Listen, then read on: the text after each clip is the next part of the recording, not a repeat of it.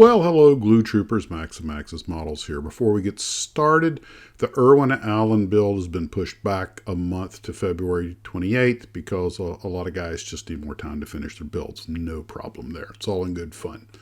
So today, while I was digging through my junker box, I stumbled across some kits that actually, there's nothing wrong with them. So I might have to do something with those. But I was looking for this. This is the turret to a T-92 light tank, an experimental tank that I got in a box of junk at some point. This was a program the Army had back in the early 50s for an airdroppable tank. Well, Eric over at Celebrating Vintage Model Kits had just covered the ITC kit, which is a 124 scale, and his turret was missing some parts. And I told him, hey, I think I had one, but he was hoping I had the parts he needed. Unfortunately, wrong scale. Turns out models of this tank were also made by Tamiya and by Otaki, or Otaki. I'm still not sure how you say that.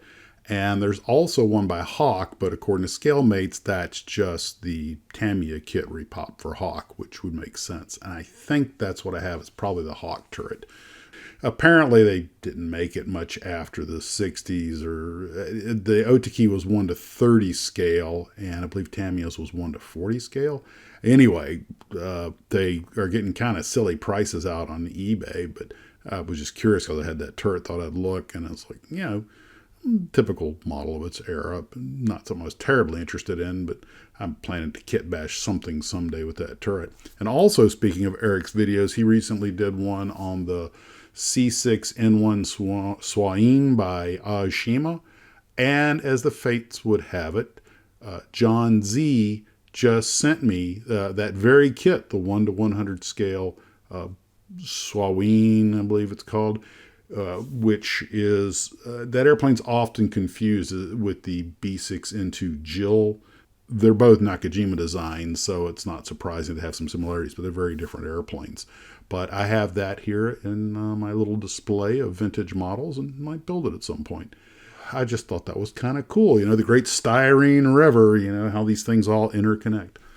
So when my wife and I went out today, we went over to Mythical Mountain, which is sort of the local nerd shop. I guess you could call it a comic book store, but it's so much more than that. And they now have a dedicated Godzilla section. And they also have started carrying some plastic styrene kits, mostly the Monster series and some stuff from Star Trek and some stuff from, science fiction, Space 1999, Star Wars, that sort of thing. So, it's kind of cool to see kit models someplace other than just the hobby shop. Of course, with the exception of the T-Rantula, they don't have any cars or planes or anything like that. It's sci-fi stuff. But still, hey, step in the right direction, right? Models are making a comeback, baby. And it's just a matter of time. Now, I took so many pictures of so much cool stuff that they have that I'm just going to run it after we get the rest of the video done. But first we went to Michael's, where I picked up this is essentially a cork board, but it's going to make a nice base for the helicopter. And then we went over to Hobby Lobby, where I got some simulated grass for the diorama.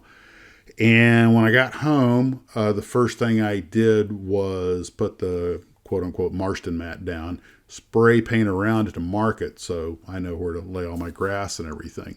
And I brought it in the house and set the helicopter and the Jeeps and truck and everything up on it to get a general positioning. Looks like I picked about the right spot to put it in. And this is what will make the base of the diorama. Then I got started on the figures that are going to go with it.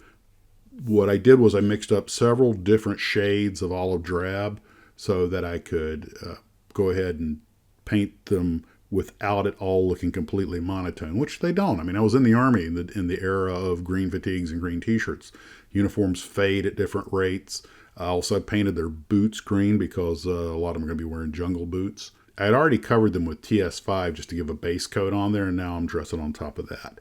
And I want them all to have slightly different shade, and just so it's not so monotone. I've got some big ideas what I want to do with the diorama figures, and not sure how many of them I'll use, but plan to put quite a few of them on there. Sometimes in a diorama, busy is just better. So that was what I did today. So now it's time to run the montage of our little visit to Mythical Mountain. You guys take care of yourselves, and as always, model on.